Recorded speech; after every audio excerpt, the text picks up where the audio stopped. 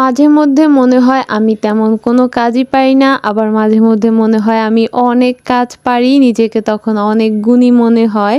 তো নিজেকে কেন এতটা গুণী মনে হয় চলেন আপনাদের মাঝে শেয়ার করি। সকালে উঠে দেখি আব্বু গাছ থেকে অনেকগুলা পেয়ারা পেড়ে নিয়ে আসছে। এগুলা কিন্তু আমাদের গাছের পেয়ারা। তো এতগুলা যে পেয়ারা হয়েছে দেখিনি, মানে গাছটা ছিল রাস্তায়, যার কারণে দেখাই হয়নি এতগুলা পেয়ারা হয়ে গেছে। মানে আজকে হুট করে আম্মু দেখতেছে যে অনেকগুলা গাছে পেয়ারা হয়েছে, কতগুলা তো পেকে গেছে অনেক। আবার রাস্তা থেকে অনেক মানুষ ছিঁড়েও নিয়ে যায়, রাস্তাগুলো তো দেখা যায় না। এরপর আমি আজকে ঠিক করি যে আজকে আমি বাসায় নুডলস বানিয়ে খাবো। তো তখন আমি নিজেকে গুণী বলার কারণই এটা, মানে আজকে মন চাইলো না কিনা নুডলসটা বানিয়ে মানে রান্না করে খাই, মনে হলো যে আজকে বাসায় বানাই। তো আমি কিন্তু এরকম মাঝে মধ্যেই বানাই।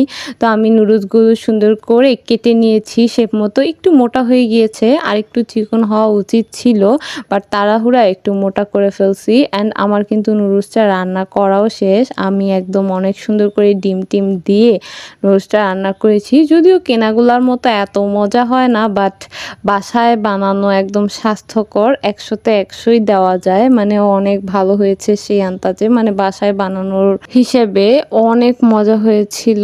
বাট একটু মোটা হয়ে গিয়েছিল, যার কারণে মশলাটা তেমন একটা ঢুকেনি। মানে আমি যেদিনই বাসায় নুডলস বানাই একটা না একটা প্রবলেম হয়ই। এর আগে হচ্ছে গিয়ে বানিয়েছিলাম, তখনও একটা সমস্যা হয়েছিল, সিদ্ধ আটা দিয়ে করে ফেলেছিলাম, আজকেরটা আবার একটু মোটা হয়ে গিয়েছে।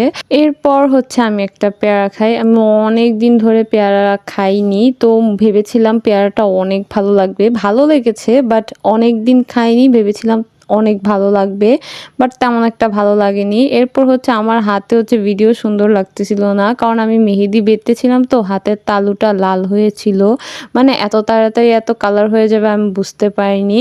এখন যে কোনো ভিডিও করতে গেলেই 2 হাত লাল হয়ে থাকে। তো আমি পেয়ারাটা খেয়ে নিচ্ছিলাম, এরপর দেখলাম আম্মু মুড়ি মেখেছে।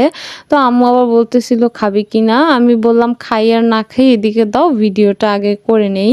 তো আমার কিন্তু মুড়ি মাখা খেতে বুট দিয়ে অনেক ভাল লাগে, মানে মুড়িটাও আমি অনেক পছন্দ করি, যদিও আগের মতো তেমন একটা খাওয়া হয় না। আগে তো ডেইলি কিছু না কিছু তরকারি হোক বুট হোক মানে মেখে খেতাম।